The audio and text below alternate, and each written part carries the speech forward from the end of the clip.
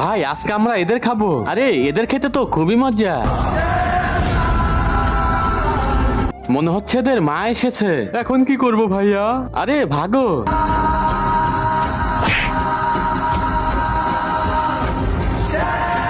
ভাইয়া মনে হচ্ছে আর কোনোদিন মাংসের টেস্ট নিতে পারবো না। অবশ্যই নিতে পারবো। Iron man, iron man. আবে শালা একটু শান্তিতে হাঁটতেও দেয় না।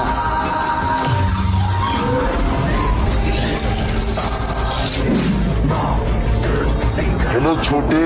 আয়রন ম্যান এইবারের মতো বাঁচিয়ে নাও, আর কোনোদিন মাংস খাবো না। একে মারো, ওকে মারো।